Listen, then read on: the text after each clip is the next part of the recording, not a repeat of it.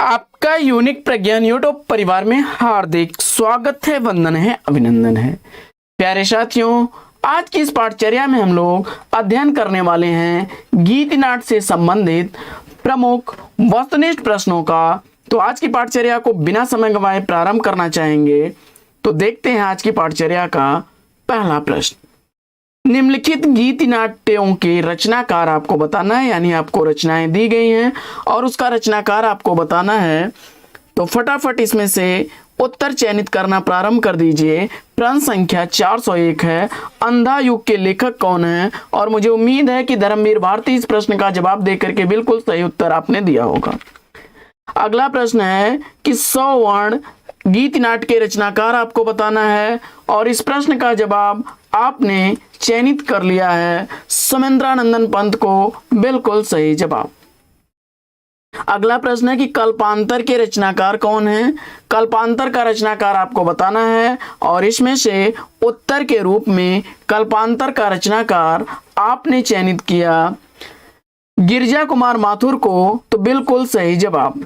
अगला प्रश्न संख्या 404 है कि सृष्टि की सांझ कृति का रचनाकार कौन है? और इस प्रश्न का जवाब मुझे उम्मीद है कि आपने सेलेक्ट किया होगा विकल्प सिद्ध कुमार को, तो दूसरा विकल्प बिल्कुल सही जवाब। अगला प्रश्न है स्नेह या स्वर्ग कृति के रचनाकार कौन है? और इस प्रश्न का जवाब फटाफट उत्तर चयनित करिए। आपने उत्तर के रूप में चयनित किया सेठ गोविंद दास को, तो बिल्कुल सही जवाब। अगला प्रश्न, एक कंठ विस्पाई किसके द्वारा लिखी गई रचना है? इसका आपको जवाब बताना है। एक कंठ विस्पाई रचना का रचनाकार आपने दुष्यंत कुमार को चुना, विकल्प ए बिल्कुल सही जवाब। अगला प्रश्न है कि रजत शिखर के रचनाकार कौन है? प्रश्न संख्या 407 का राइट आंसर आपने सुमित्रानंदन पंत को चुना, तो रजत शिखर गीत नाट्य सुमित्रानंदन पंत की रचना है, विकल्प 2 बिल्कुल सही जवाब। अगला प्रश्न है कि शिल्पी गीत नाट्य के रचनाकार कौन है? और इस प्रश्न का जवाब आपने चयनित कर लिया विकल्प सुमित्रानंदन पंत को, तो बिल्कुल सही जवाब विकल्प 2। बड़ा इंपॉर्टेंट प्रश्न है, अक्सर पूछा गया कि आधे अधूरे नाटक के रचनाकार कौन है? बहुत ज्यादा चर्चित प्रश्न है और इस प्रश्न का जवाब मुझे उम्मीद है कि आपने चयनित किया होगा मोहन राकेश को, तो विकल्प 3 इस प्रश्न का बिल्कुल सही जवाब। अगला प्रश्न है कि मोहन राकेश के किस नाटक में कालिदास की प्रणय कथा कही गई है? प्रश्न संख्या 410 का सही उत्तर आपने चयनित किया विकल्प आषाढ़ का एक दिन, तो बिल्कुल सही जवाब विकल्प 4। अगला प्रश्न है कि कारवां नाट्य संकलन के रचयिता कौन है? कारवां नाट्य संकलन का रचनाकार आपको बताना है और इस प्रश्न का जवाब अगर आपने चयनित कर लिया है विकल्प भुवनेश्वर को, तो बिल्कुल सही जवाब। अगला प्रश्न, अंधा युग गीत नाट्य का प्रकाशन वर्ष आपको बताना है। अंधा युग गीत नाट्य का प्रकाशन वर्ष क्या होगा? और आपने चयनित कर लिया सन 1955 ईस्वी, तो विकल्प 2 इस प्रश्न का बिल्कुल सही जवाब।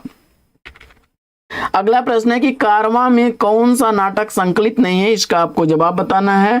प्रश्न संख्या 413 का राइट आंसर आपने चयनित किया विकल्प एक चारुचित्रा, तो बिल्कुल सही जवाब। अगला प्रश्न, द्रौपदी नाटक के रचयिता कौन है? तो द्रौपदी नाटक सुरेंद्र वर्मा द्वारा लिखा गया नाटक है, विकल्प 3 इस प्रश्न का बिल्कुल सही जवाब। अगला प्रश्न है कि तौलिए नाटक का नाटककार कौन है? तौलिए नाटक के रचनाकार आपको बताना है और इस प्रश्न का जवाब आपने चयनित किया उपेंद्र नाथ हस्क को, तो बिल्कुल सही जवाब।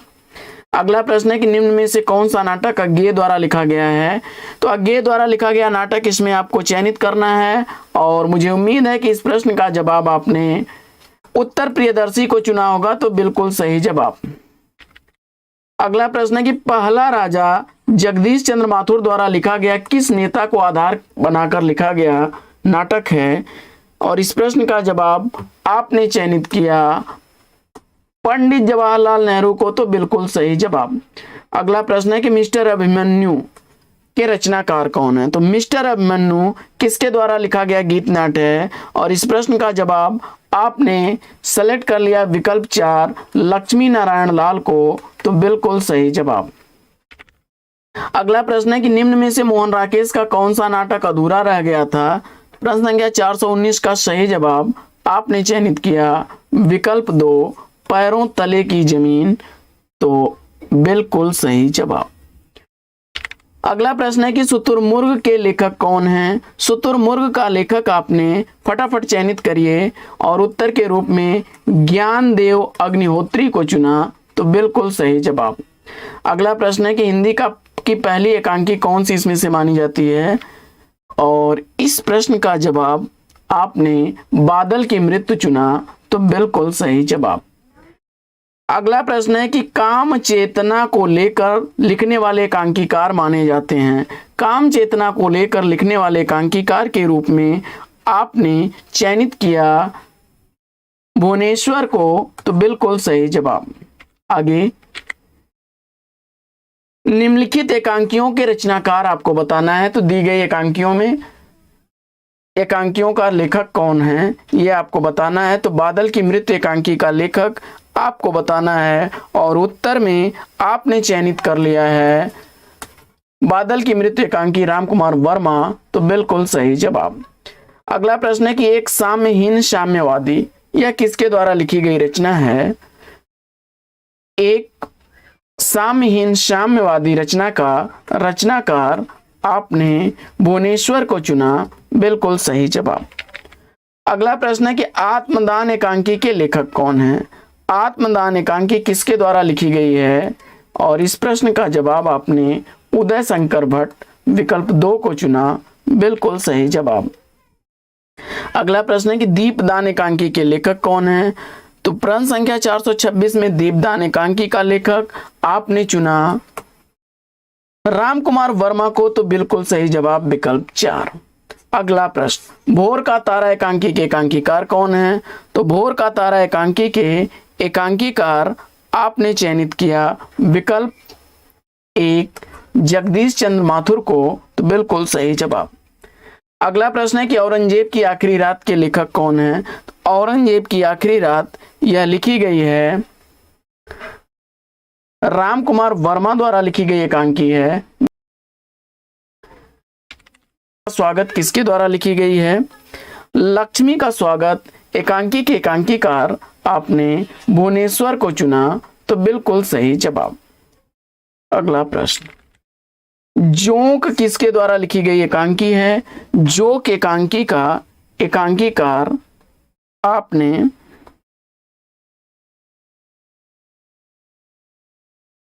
क्षमा करें लक्ष्मी का स्वागत एकांकी जो है वह उपेंद्रनाथ अष्ट की है, विकल्प 2 इस प्रश्न का राइट आंसर होगा। और बढ़ते हैं अगले प्रश्न की तरफ, और अगला प्रश्न है कि जोंक एकांकी के एकांकीकार कौन है? तो जोंक एकांकी के एकांकीकार उपेंद्रनाथ अष्ट हैं, विकल्प 4 इसका राइट आंसर हो जाएगा। अगला प्रश्न है आवाज का नीलाभ किसके द्वारा लिखा गया एकांकी है? और इस प्रश्न का जवाब आपने धर्मवीर भारती को चुना, तो विकल्प 1 इसका सही जवाब।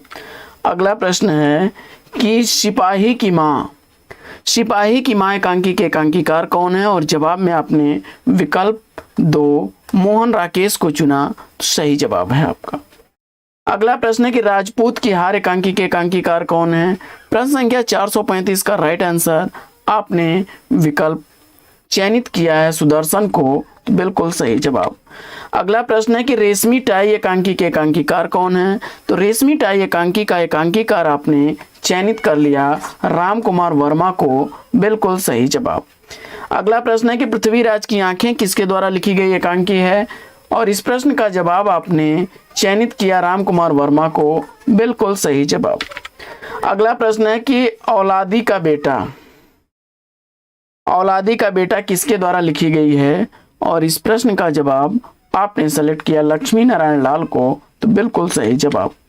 अगला प्रश्न है कि सबसे बड़ा आदमी सबसे बड़ा आदमी किसके द्वारा लिखी गई एकांकी है? और इस प्रश्न का जवाब आपने चयनित किया भगवती चरण वर्मा को, तो बिल्कुल सही जवाब। अगला प्रश्न है कि आदमी का जहर किसके द्वारा लिखी गई एकांकी है? और इस प्रश्न का जवाब आपने लक्ष्मीकांत वर्मा को चुना, तो बिल्कुल सही जवाब। अगला प्रश्न है कि 18 जुलाई की शाम एकांकी के एकांकीकार कौन है? और जवाब में आपने मोहन राकेश को चुना, बिल्कुल सही जवाब। पत्थर और परछाई एकांकी के एकांकीकार कौन है? प्रश्न संख्या 442 का राइट आंसर आपने, मुझे उम्मीद है कि चुना होगा मार्कंडे को, सही जवाब के साथ हैं आप। सूर्योदय अर्थात अछूतोद्धार एकांकी के एकांकीकार कौन है? जवाब में आपने महमूद अली को चुना, बिल्कुल सही जवाब। अगला प्रश्न है कि टकराहट किसके द्वारा लिखी गई है? तो टकराहट एकांकी का एकांकीकार आपने जैनेन्द्र को चुना, बिल्कुल सही जवाब। अगला प्रश्न है कि गांधी की राह पर एकांकी के एकांकीकार कौन है? और इस प्रश्न का जवाब विकल्प 2 आपने चुना प्रभाकर माचवे को, तो बिल्कुल सही जवाब। आगे साथियों कुछ निबंधों और निबंध संग्रहों के लेखकों को बताना है आपको, तो निबंध दिया गया है प्रश्न संख्या 446 में चिंतामणि, यह निबंध किसके द्वारा लिखा गया है? और मुझे उम्मीद है कि इस प्रश्न का जवाब चिंतामणि का रचनाकार आपने चयनित किया होगा आचार्य रामचंद्र शुक्ल को, तो बिल्कुल सही जवाब।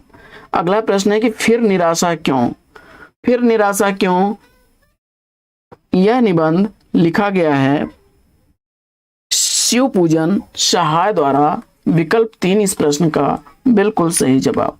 साहित्य देवता निबंध के निबंधकार कौन है? तो साहित्य देवता निबंध का निबंधकार आपने चयनित कर लिया माखनलाल चतुर्वेदी को, बिल्कुल सही। क्षमा करें, फिर निराशा क्यों, यह जो है गुलाब राय का निबंध है,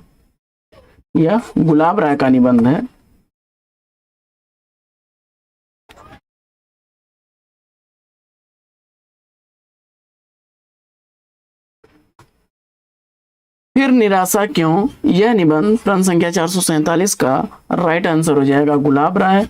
और साहित्य देवता निबंध का निबंधकार आपने चयनित किया माखनलाल चतुर्वेदी को, तो बिल्कुल सही जवाब। अगला प्रश्न है कि श्रृंखला की कणियां निबंध संग्रह के लेखिका जो हैं वह महादेवी वर्मा है। श्रृंखला की कणियां निबंधकार महादेवी वर्मा है। और अर्धनारीश्वर बड़ा चर्चित निबंध है।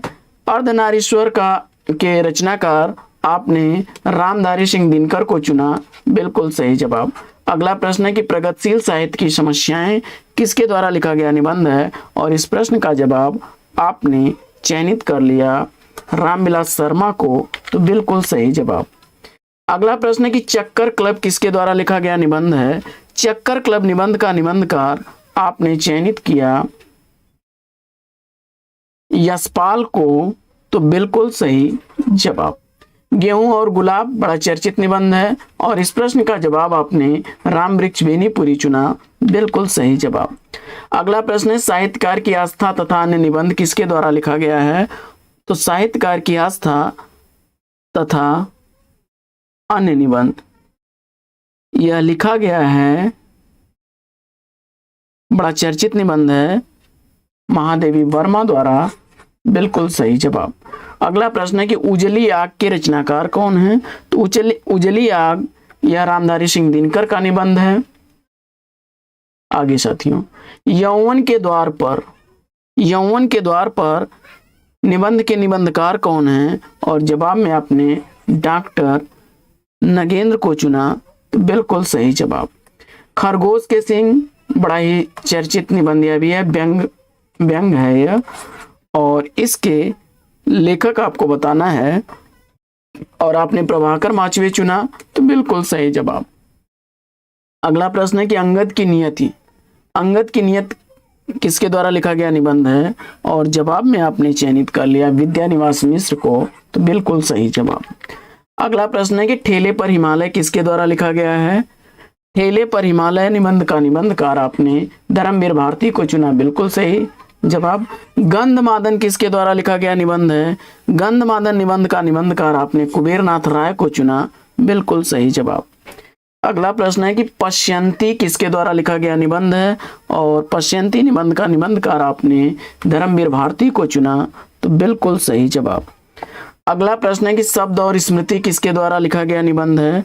और जवाब में आपने निर्मल वर्मा को चुना, तो बिल्कुल सही जवाब। अगला प्रश्न है कि लघु मानव के बहाने हिंदी कविता पर बहस।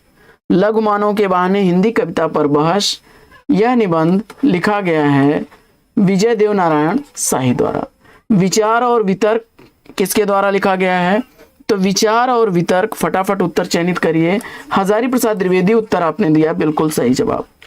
अगला प्रश्न है कि अशोक के फूल किसके द्वारा लिखा गया है? तो अशोक के फूल निबंध के निबंधकार के रूप में आपने चयनित कर लिया विकल्प 1 आचार्य हजारी प्रसाद द्विवेदी को, तो बिल्कुल सही जवाब। अगला प्रश्न है कि साहित्य का श्रेय और प्रेय किसके द्वारा लिखा गया निबंध है? और जवाब में आपने चयनित किया जैनेन्द्र को, तो बिल्कुल सही जवाब। अगला प्रश्न है कि मिट्टी की ओर किसके द्वारा लिखा गया निबंध है? और जवाब में आपने चयनित किया विकल्प 3 रामधारी सिंह दिनकर को, तो बिल्कुल सही जवाब। अगला प्रश्न है कि एक युग एक प्रतीक किसके द्वारा लिखा गया निबंध है? एक युग एक प्रतीक, यह निबंध लिखा गया है देवेंद्र सत्यार्थी द्वारा। और अगला प्रश्न है कि मेरे राम का मुकुट भीग रहा है, तो मेरे राम का मुकुट भीग रहा है, यह निबंध लिखा गया है, इसके निबंधकार विद्यानिवास मिश्र जी हैं, विकल्प 2 बिल्कुल सही जवाब। अगला प्रश्न है शिखरों के सेठ किसके द्वारा लिखा गया निबंध है? और जवाब में आपने शिव प्रसाद सिंह को चुना, तो बिल्कुल सही जवाब। तो साथियों, आज की पाठचर्या लेगी यहीं पर विराम। फिर मिलेंगे आपसे अगले वीडियो में एक नए प्रकरण, एक नया टॉपिक, एक नए अंदाज में। तब तक के लिए लेंगे आपसे विदा। आपका जीवन मंगलमय हो। बेस्ट विशेष बेस्ट ऑफ लक। जय हिंद साथियों।